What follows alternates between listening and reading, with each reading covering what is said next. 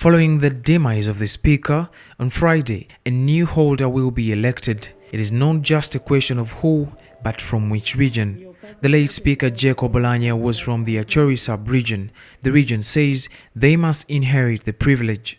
Analyst Yusuf Serunkoma is in agreement.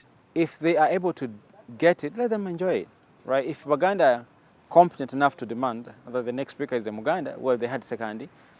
If the Bakonjo are able to demand for that, they should do it, right?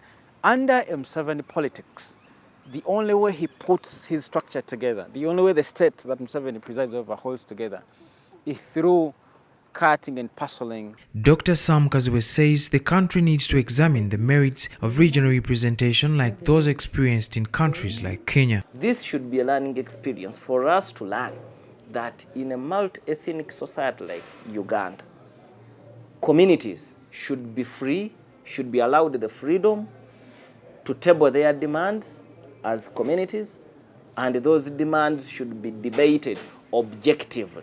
The trouble with Uganda's politics is the high level of hypocrisy that we have witnessed over the years. If somebody from another region like Uganda had raised the same voice, I can assure you, by now, he would have been labeled a parochial politician or a tribal chauvinist. The opposition has made unsuccessful attempts to attain any of the two seats. Samujunganda on Monday quoted the NRM to consent to shared responsibility. Analysts oppose this view. The opposition in Uganda, when they start settling for small deals, when they start negotiating small deals with the government of Uganda, it's very disappointing to their voters. Myself as a voter, I feel deeply, deeply disappointed. Sam Kaziwe says in multi-party dispensation, there is no place for negotiations. The same thing happens in the United States. Go to Germany. Once Olaf was able to form a coalition, it was quite clear that the lead of the German parliament was going to come from that coalition.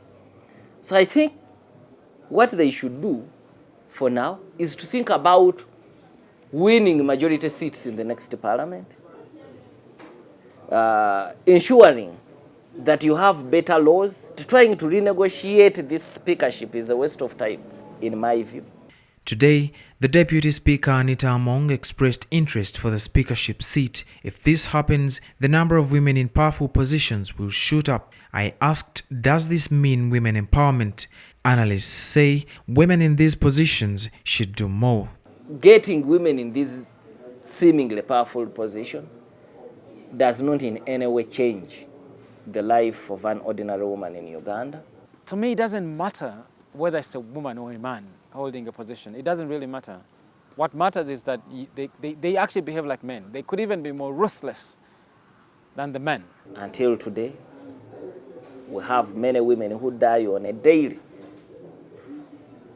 in hospitals as they are giving birth. We would see that women, once they enter key positions, they work to uplift the women position, right? We've not seen substantive, I don't know if you can even say substantive, but we've not seen women in politics pursuing women-friendly policies. Adams Mayambala, CTV, PM Edition.